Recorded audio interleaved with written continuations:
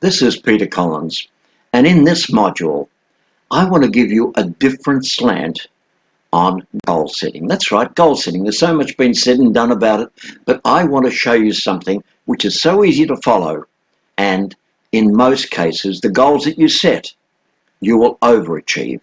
How would you like to set a goal and actually achieve it in half or three-quarters of the time frame that you set for it? How would you like to set a goal and achieve twice the amount of sales that you wanted from that goal? Well, it's all possible, because to do that, you need to create a picture of who you want to be, the kind of career you want to have, and where you want your future to be heading. That's right. That should all be incorporated in your goal. And the other thing is, you must have a time frame, otherwise you're only creating a wish list. So that time frame, combined with the picture of who you want to be, the kind of career you want to have, and where you want your future to be heading, is so crucial. So the best way that I know is read that goal out aloud as many times as you can every day. Start with it first up in the morning, before every one of your calls, if you like, before your lunch break, before your dinner break, and before you go to sleep. But I use a different method. I don't go through all of that consistently, because what I do is I plan a few times a day where I can, say, spend 10 minutes or so as a quiet time where I can visualize with what I want to do.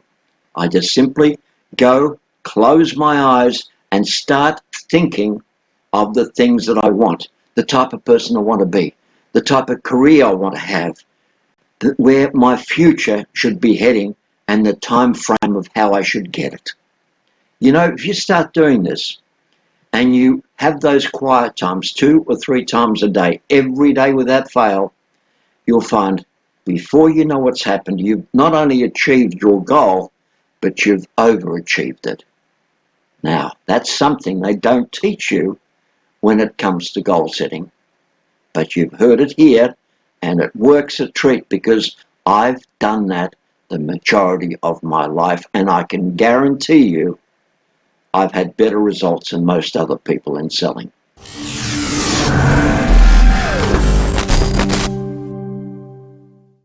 Now, over the past 50 years, people in all forms of vocations, now I'm talking about sports people, architects, engineers, even executives in the Fortune 500 companies in the USA, have worked hard to figure out how to focus on and to achieve goals, and most of that's been done by reprogramming their mind, and they've learnt that extremely well. Well, what they think or achieve is a far cry from what they used to do or think or achieve 10, 20, or even 50 years ago. And everything in life has come such a long way, and we've adapted and we've grown because of it. But sadly enough, in goal setting, that hasn't happened. So I want to show you a different way on how you can work with goal setting and how you can reflect and improve on it at every section in your career. Now, I was first introduced into the concept of goal setting as far back as the early 1970s, and I learnt this from a man called J. Douglas Edwards, who was the main motivator of that era, and he created this goal setting concept back in the 1950s. And people have been using it ever since. Now, a lot of people have said, Peter, one thing you need to understand, you don't change things that are not broken. Remember the old story, if it ain't broke, don't fix it? Well, I also have something else to say. If technology is moving forward and you're not moving with it and applying it into your everyday life, guess who's being left behind? You are. And goal setting is one of those areas that has come forward a million miles from where it used to be 50, 60, 70 years ago, but people are not adapting to it effectively. So what I really need to do is to share a more in-depth way of setting goals. Now, this is a process I learned pretty close to 40 years ago. It's the same process that the supersellers and the top of their game in executives and other vocations have used, and they've used it so effectively, but they've been very secretive about what they're using and why they're using it. And it consists of 4 points. The first is affirmations, and I'll explain how to set affirmations that work for you. The second is visualization, the ability to be able to see where that goal will take you. The third level I work with is meditation. Now, I call this quiet time because it is. It's where I then start to see myself being part of that goal. And the fourth step is action, because without action, nothing's going to help you. But the most important thing is when you apply those 4 principles, you'll actually keep your focus on your goal. When you start to apply all of those 4 principles, you'll start to focus on your goals in a way you've not been able to before. So remember, the 4 factors are affirmation, visualization, meditation, and action.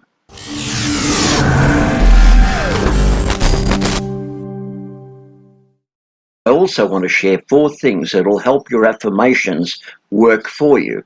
Most people find that they mouth affirmations, they think affirmations, but they're still not moving forward, and there's a reason for that.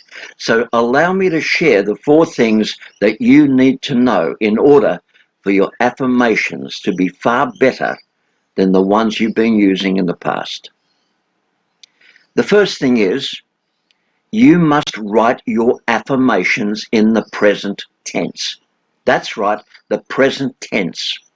A lot of people make the mistake of blending their affirmations into all tenses. It won't work when you do that.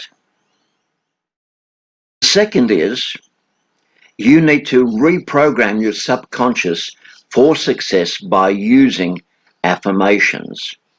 And the better you use those affirmations, the more the subconscious will take hold of it and move forward because of it. Third point is, you need to repeat every one of your affirmations in a positive state. Now, preferably, you should repeat them out aloud, and by doing that, you need to link them into what you want those affirmations to do for you. The fourth thing you need to understand is that your affirmations should be a form of reinforcement based on a specific ideology. So if you want success, your affirmations should reinforce success. If you want popularity, your affirmations should reinforce popularity. If you want more sales, your affirmations should create more sales for you. And if you want to rewrite the record books, as I did that through affirmations. So if you want to rewrite the record books, reinforce through affirmations how you want to rewrite the record books. But remember, this all must be done in the present tense. No other tense will work for you except for the present tense. Now, to reinforce how powerful affirmations can be, at one stage in my working career, I worked for a multinational company whose head office was in the United States, and I worked for the agency here in Australia.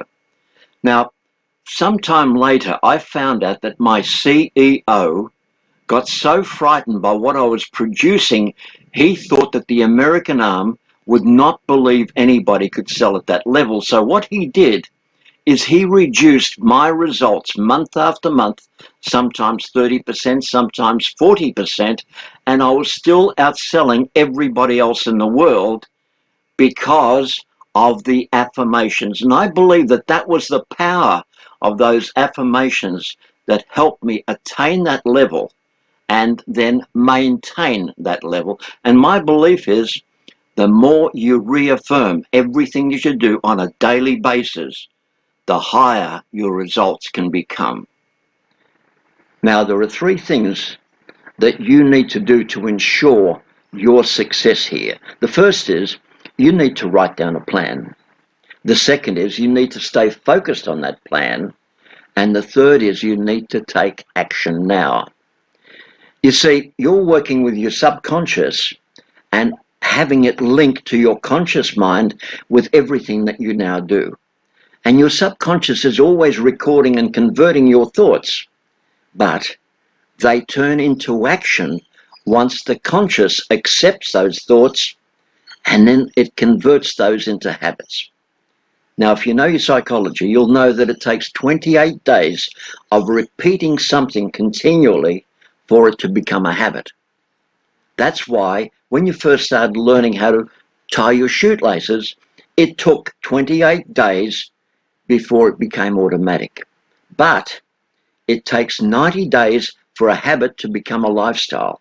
And what you want in your selling is everything you do, especially your goal setting, to not only be a habit, but to be a lifestyle that will carry you through for the rest of your life, especially in your personal life and your selling life.